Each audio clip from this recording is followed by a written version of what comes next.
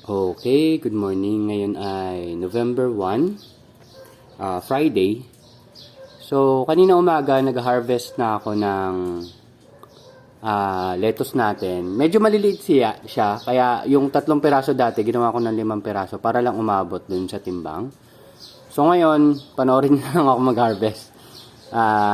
Ito yung first time na magpapakita ko sa inyo kung paano ako mag-harvest. Pero, palagay ko, alam nyo na naman to. Pero at least, enjoy nyo na rin itong view. Ay, sorry. Ayan. Ayan yung view. So, ngayon, ang harvest lang talaga natin ay 4 lang. 4 na styro yan. Pero hindi natin i-harvest lahat. So, mag-harvest lang ako siguro mga 15. So, katumbas nun ay isang box. Pero unahin natin yun dun sa dulo para maubos na. Kasi yun yung nabawasan ko na. So, kulang kasi sa sunlight, kaya medyo maliliit. So, ito, 42 days na yan. So, maliliit yan, kumpara, lalo na dito medyo maliliit. So, hindi talaga ako nag-harvest pag putok na yung araw, pero since early morning naman, sa palagay ko okay lang yan. Isang factor kasi kaya hindi ako nag-harvest ng putok na yung araw, kasi pag na-stress ang ating lettuce, medyo pumapait sila. Hopefully, hindi naman. So, ilagay ko lang to diyan. Okay? Mag-harvest lang ako.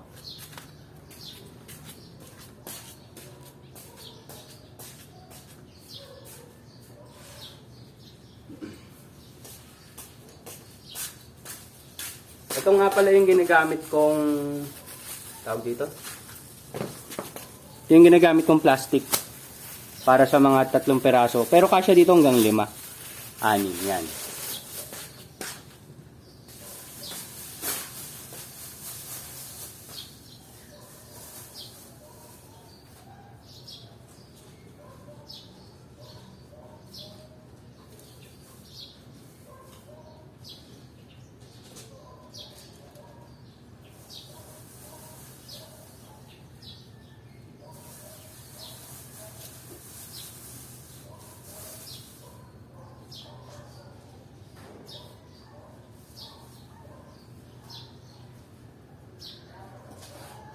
Ayan.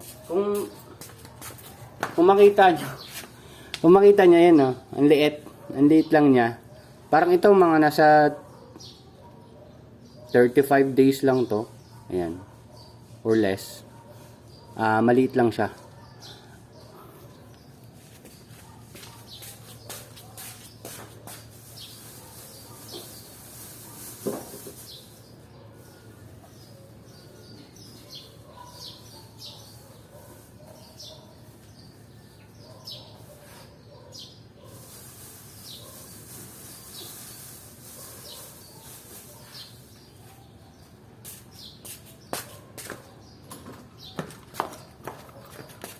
Nagdala rin nga pala ako ng timbangan kasi ang target natin is at least 1/4, siguro mga 260 to 300 grams per 100 pesos. Usually, inaabot ko yung 300 plus grams with 3 pieces lang. Pero ngayon, dahil maliit nga, baka 4 hanggang 5 pieces yung maibigay natin. Para hindi naman sila lugi. Pero ang tanong, kung lugi ba ako doon? Medyo. Medyo. Halos break even siguro. Parang hindi na binayaran yung pagod mo. Pero at least makakapagtanim ka ulit. Ganun naman babawi na lang tayo sa susunod. Kaso ang problema ko dun sa mga bago kong seedlings, ang problema is yung mga ibon. Kaya kung mapansin nyo may mga bago dyan, yung mga shining ribbons. Sabi kasi nakakapag-deter yan ng ibon. Hindi ko kasi talaga sila mapigilan pumunta dun sa lovebirds namin, dun sa may dulo. So, pag wala silang magawa, tinitikman nila yung lettuce. Kaya, nasisira yung dahon bata pa lang. Kaya, nahihirapan na rin lumaki afterwards. So, ngayon, yun yung isang problem ko. Pero kayo, kung may maayos yung greenhouse nyo, kasi dito naman hindi talaga siya yung proper greenhouse na sealed from birds yung mga pwedeng daanan. Kaya, yun, nagkakaproblema tayo doon. Pero hopefully, ma-solve na. So, balik na ulit ng pag-harvest.